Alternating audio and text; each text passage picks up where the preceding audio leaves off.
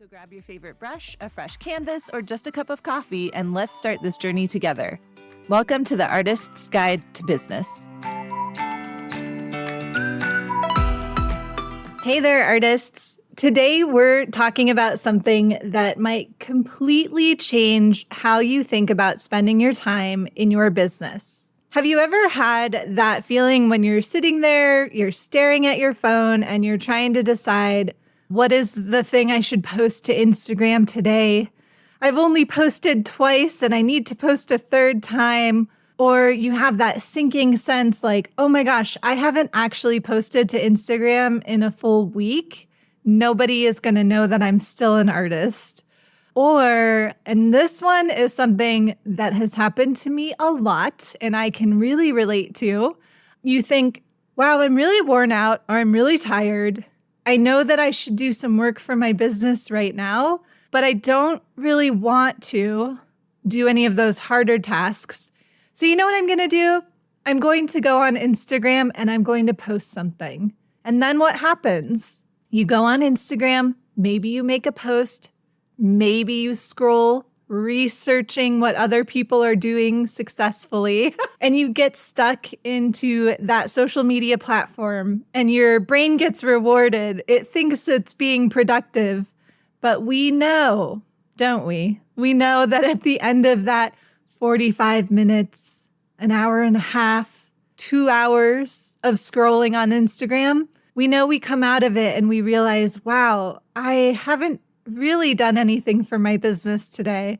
But you feel like you did. That's productive procrastination, right? It's like tricking yourself into thinking you're being productive when maybe you're not. And of course, if you are really doing research, okay. But for me, that is where social media has influenced me the most.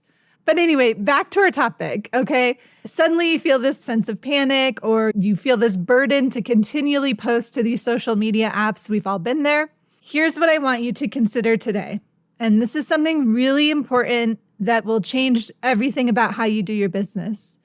What if instead of creating content that disappears into the void after just 24 hours, you prioritize and you build assets that actually grow in value over time in your business? What if every hour you spend on your business could compound or grow on top of itself like a bricks on top of a layer of bricks on top of a layer of bricks, instead of resetting to zero every single day? Because here's the truth about running an art business. Not all of your efforts are going to be created equal. Some things you do today will still be working for you months from now, or even years from now. Others, they disappear faster than that cup of coffee you had this morning. So let's break this down into what I call, and many people call, the asset hierarchy. Think of it as a pyramid of what actually builds lasting value in your business. At the very bottom, the solid foundation base, we have your email list. This is your most valuable business asset, hands down. Why? Because it's the only platform where you have a direct line to your people, to the people that want to hear from you, that are interested in your art, all of that. No algorithm changes can take that away. Yes, there has been some changes in anti-spam stuff, and that's all perfectly manageable. But no one can just on a whim be like, we're not going to show any more of this today. No platform can suddenly start charging you to reach people. These are your people and you have access to them. Next up in your pyramid stack, so the second one, is your website. Try to think of it as your digital gallery. It's professional, it's searchable, and most importantly, it is yours. You control how your work is presented. You control what is around it. You control how people can find you and how they can buy from you. A website really builds authority over time, especially as more people find and link to it. So that just happens with time and with traffic. Then we have the next layer of the pyramid, and that's longer form content like blog posts or articles. These can live on your website and they do a few different things for you. They continue working for you long after you write them. So one of the ways that they work for you is they'll show up in search results. They'll demonstrate your expertise to multiple people who see them. and they'll help people find you through topics that they care about. For example, if you're a stained glass artist and you write a blog post about how to pick the perfect stained glass art for your specific window, someone might find that blog post who is interested in stained glass art, and that's going to work for you long term. And then finally, at the tippy top of our pyramid, we have the social media. And this can be many different platforms. There's TikTok, there's Instagram, there's YouTube, there's Facebook. There's all sorts of ones. There's new ones every day. There's some that hit different generations. There's some that hit different audiences, all of that. And don't get me wrong, social media isn't like bad. It's definitely a great discovery tool and a great way to engage with your audience. It's a really nice, kind of easy way to keep them up to date with what you're doing, to share about the more personal side of things. And again, it can be a way for people to find you for the first time. But think of it more like a conversation at a party. It's really fun in the moment. It's wonderful. Everybody's there to have a good time. But it is very temporary. When the party's over, it's kind of like, yeah, it was a good party. That's what it comes down to, right? So here's why this hierarchy matters. When you're running your business, especially if you're doing it alone, which most artists are, you have a very limited amount of time and energy, which are also, by the way, some of your most valuable assets. So you can't do everything, and you really shouldn't try to, especially in the beginning. Instead, what you want to do is be strategic about where you're putting your efforts and how you're spending your time and your energy. Think about it this way.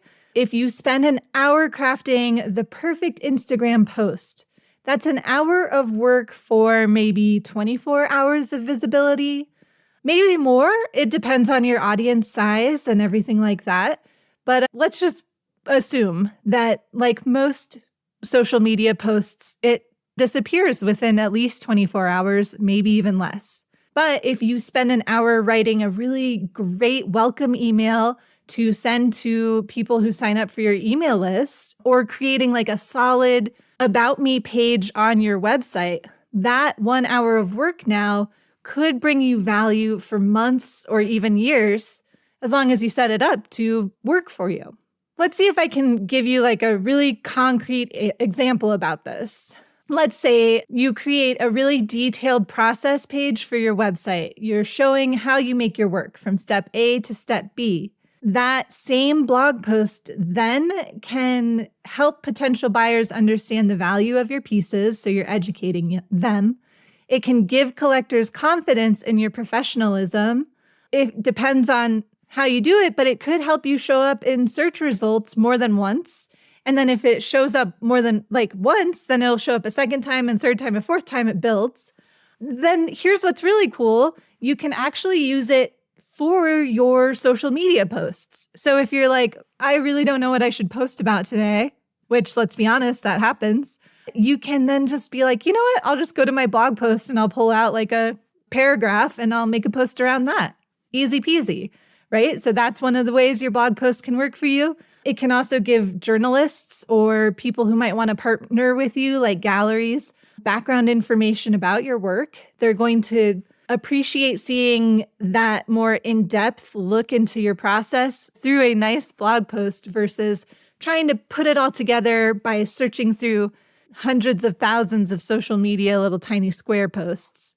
And then also something like that might even support higher pricing for your work because it's helping educate people about your process. So there's all these benefits to that one piece of content. All of that from your 1 hour, as opposed to just, oh, I think 6 people saw it and then it's gone forever. You know what I mean?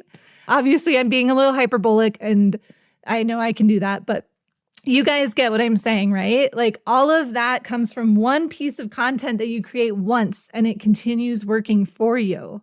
Compare that to those social media posts and there you're essentially starting every single day, fresh and new. And then if, heaven forbid, you stop showing up on social media for any amount of time, you'll have to completely start over. Think of it as the difference. And I don't love this analogy because the reality of our world is very complicated these days. But essentially, I want you to think about it. Here we go. This is better. I'm changing it. Is like the analogy of building on sand versus building on solid ground. When you're putting all of your marketing efforts and creating content solely for social media platforms, then you are building your business on sand. And that sand can shift and it can move in ways and because of things you have absolutely zero control over. No amount of complaining, no amount of public outrage, no amount of what the end users want will change the shift of these sands, okay? Changes will happen. Public attitude changes will happen. Algorithm changes happen. The way users use the app will change what they want you to post on them. And in a 1 year span, these changes and other changes, the shift will not feel that bad. You're not going to be like, oh my gosh, it's so painful. But I know you're in this for the long haul, and I know you want to make a career out of this. And this is something I wish I had known way earlier on in my career. But I did get lucky. I had a few people that helped me see this. So I did get lucky, and that's why I'm trying to pass it forward. Yeah. So what I was saying is, especially over a 10-year span, even a 5-year span, you will see those sands shift and change to the point where you are constantly trying to keep up with the new way the algorithm works or the new way the audience interacts with all this stuff versus building these business assets on a solid piece of rock. And that solid piece of rock is your website. It's your email list. So no matter what happens over here, no matter what changes take place in your outreach and all of that, at least this is never really shifting that dramatically. Now, of course, we're seeing things shift with SEO and with AI or in your email with anti-spam stuff. But I'll tell you what, this movement is so much slower and so much more minimal than the social media platforms and those really big outreach ones, okay? So that's how to think about it. Which one do you want to build on? Which one do you want to spend your limited amount of time building on today? Okay. And they both have their place. Don't get me wrong, but only one builds equity over long periods of time. And so now I hear a lot of you, and I know what you might be thinking. You might be thinking, but I know that I need to be active on social media, and that's where my audience is. I know that if I grow a really big audience, I'll have a lot of eyes on my work, and that's how I'm going to be successful. And you're not wrong. I'm not suggesting you completely abandon social media. But what I am suggesting is that we flip the script about how we think about it, especially in the beginning of your business. Instead of making social media your foundation and trying to build everything else you have on top of that whenever you happen to have time, build your foundations first. What if you did that? What if social media became the place where you share all the amazing, lasting content that you've created, rather than the only place that you create content? And here's what this might look like in practice, so you can really start to see it's not that crazy, right? So your first move will be to focus on building your email list. I know everybody hates it when I say this, but this is the hill I will die on. I'll just blaze through that since this isn't really what this episode is about. But it could be as simple as offering like a behind the scenes look at your creative process in exchange for their email addresses. Every person who joins your list then becomes one of your lasting connections and possibly a long-term client. You can start really small with an email list. You can collect them by hand and write them in a notebook. You could use a Google Sheet and write them in that Google Sheet. And one thing to keep in mind, if you use any sort of digital space to record email addresses, make sure it's secure. You want to respect everybody's privacy, and Google Sheets are actually very secure. Just make sure you're not sharing it publicly, or if you do share it with anyone, you trust them and you know what they're going to be using that information for. I think as a rule of thumb, if you are collecting email addresses, nobody else should ever see that email list for any reason, really. And everybody you partner with should have the access they need, but no more than that. Just, you want to be really careful with people's privacy. Okay. All right. So that's my quick spiel about email marketing. There's a lot of other episodes on it, and I'm sure I will do more in the future if you're interested in that. Now let's talk about your website basics. So if you do not have a website yet, or you have one, but you've not really given it a lot of time, that's great. You're fine. Everything is fine. You don't need everything to be perfect. Remember, we're building assets that will grow over time. So start today with the essentials. You want to start with your work, your story, your artist statement. Even that's not exactly an essential. If you're selling your work, how can someone buy it from you?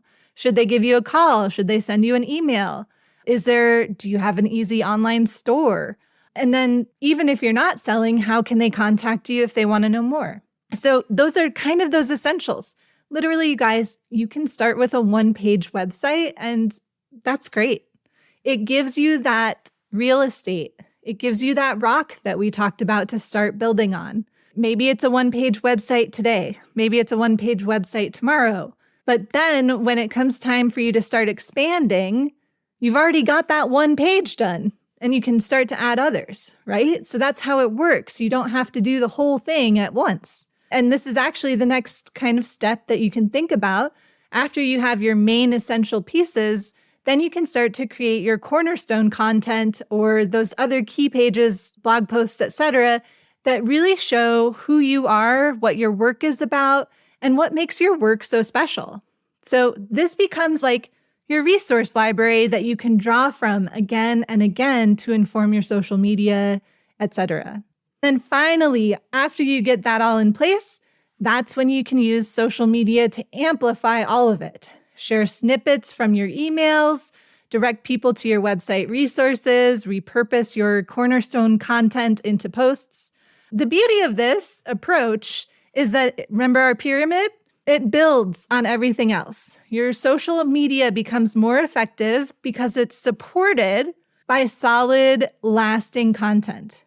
Your website becomes more valuable because it's connected to an engaged email list who's interested in what you're doing and adding to your library. Everything compounds. It's not just a bunch of random bricks everywhere. You're really building something. Okay. How's that? You guys feeling good? We're going to wrap it up here, but I really want you to think about that. How am I spending my time? And strategically, is there a way to spend my time and energy in a way that gives more to me in the long run than the short run? One of the reasons it's so important to talk about this is because if you are spending a lot of time on social media, you're going to get the messaging a lot that being on social media, having a huge social media following, all of that is the way to be successful. Think about it. They're pushing their algorithms to show you that kind of content. They want you believing that. They want you behaving like that. And I'm not saying this as like a conspiracy theorist or anything like that. It's just good business on their part. They're promoting to you what is possible through their brand. But it also is somewhat one-sided, okay? All right, so here's your action step for today. I want you to do a time audit. Time audits are amazing for so many different reasons, but look at how you're spending your business time right now, this week. Like what percentage of your available hours to do your art business stuff is going to more temporary content versus lasting assets? Think about it this way. This is just a personal experience, but for so long in my business, I was taking pet portrait commissions. And every time someone emailed me asking about them, I would write a responding email. And I'm not saying I would just personalize it. I am saying I would completely start from scratch. Every time I would think to myself, golly, I end up writing basically the same stuff every time I respond to one of these emails. I really should just set up a template so that when someone asks me about this, I can just copy and paste, personalize it, let them know I'm truly reading their email, and I can send it. I thought about it for months, maybe even years. I don't know. I don't want to admit years, but it could be.